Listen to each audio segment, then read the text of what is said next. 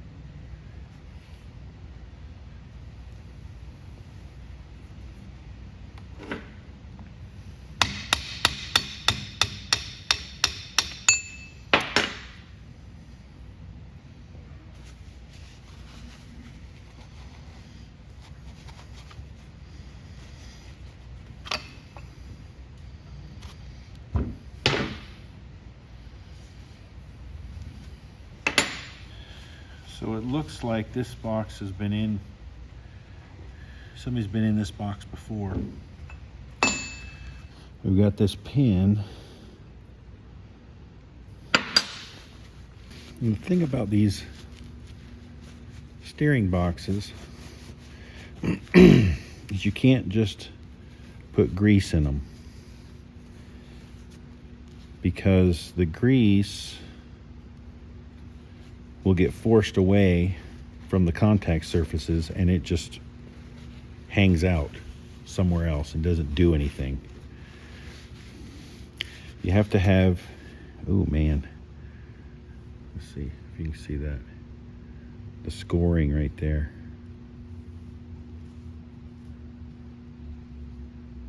Yeah, and the wear.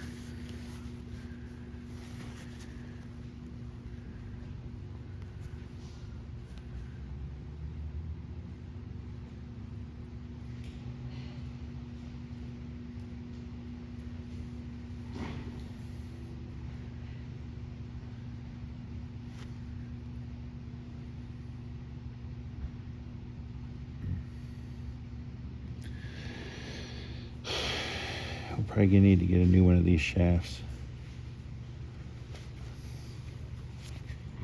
Zoom out.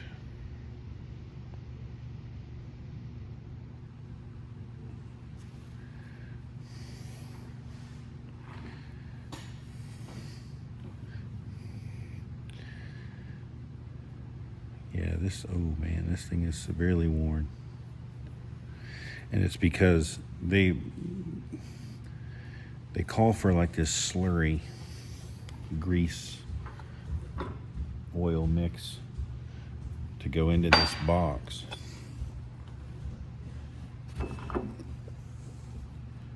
As you can see where it's all hard because it just got pushed out of the way, and then it doesn't do anything.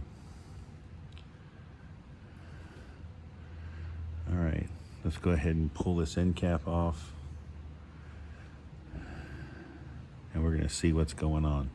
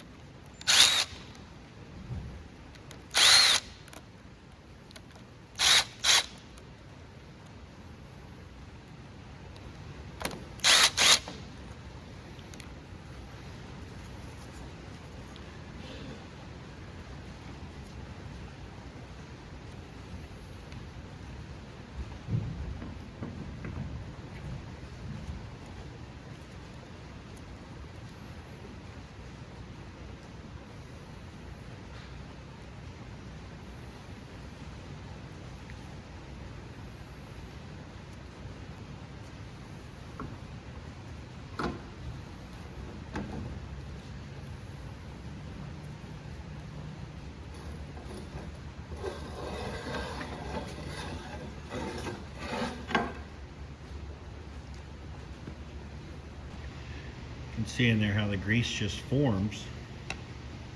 It gets out of the way of moving parts and just hangs out.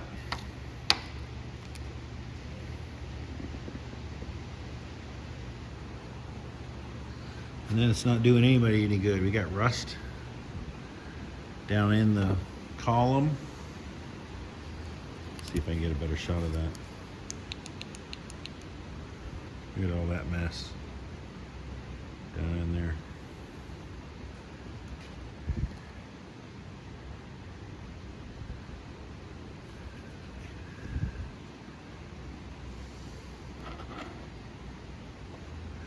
So we got to clean all this up. This thing looks pretty good till we get down to the bottom half. So we'll have to clean all that up. Clean up our worm gear, but I think it's okay. It's gonna be okay because for 380 bucks, that's what a replacement one is. So yeah, I think this one will be fine. We're gonna clean up all our piece parts because these bearings, I don't believe Moss Motors has them in stock. Like they're back ordered, so clean them up and try and salvage them. I think they'll be okay. Get everything else cleaned up, but I know we're gonna need a new one of these, which comes with this. We'll need the gaskets. We'll stick with the shims that are there. Need a gasket for this. Get all this poopy grease off. Get this cleaned up. Hopefully won't need that bushing down there, but probably will. I'll get one just because, and then I'll figure out if I'm gonna be able to change it. If it needs a reamer, probably will not change it, but we'll see how the new shaft fits in it first. All right, so we got this clean up. This thing has some nasty edges on it. I don't know what happened to this steering box, but it is tore up.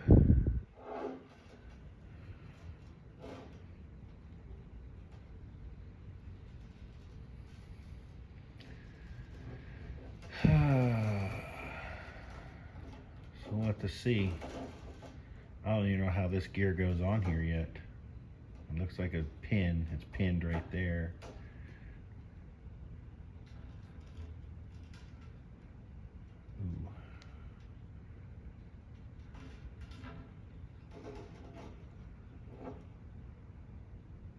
Ooh. Yeah, I don't know. I'll have to see if I can find it in the book how to change that. Still digging the grease out of this thing. So, let's see, I'll show you once I get it clean what it looks like. Okay, she's all cleaned out.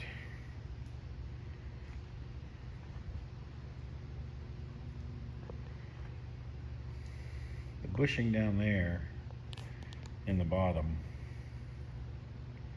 I think is okay. I didn't see any very, pronounced wear. Let's see if we can, it's too bright.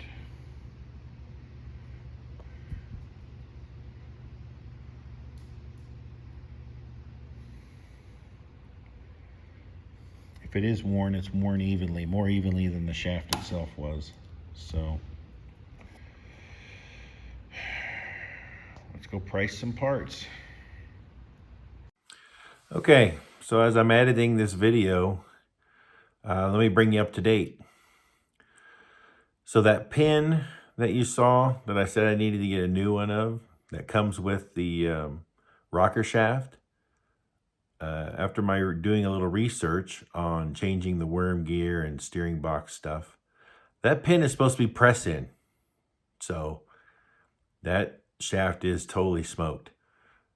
It has seen a ton of abuse that pin just falls out of there now. And the worm gear is quite the ordeal to change. So I have packaged up the whole steering shaft, box assembly, and I'm shipping it off to have it rebuilt because I'm not afraid to try it. However, if something goes horribly wrong, and in the instructions that I read, there are plenty of chances for things to go horribly wrong.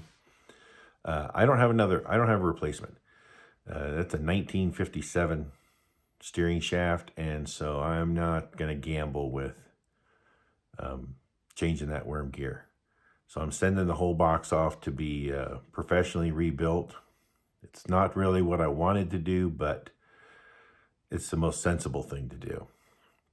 I'm sending it to a place called Macey's Garage in Ohio, and they do Triumph Concours restoration. So that will be the nicest part on that whole car, more than likely, when it's all done. And it's going to steer probably as good as it can with a stock steering box. Because I don't think, I looked into doing a rack and pinion conversion on it, and I don't think the frame mounts are true enough to support that.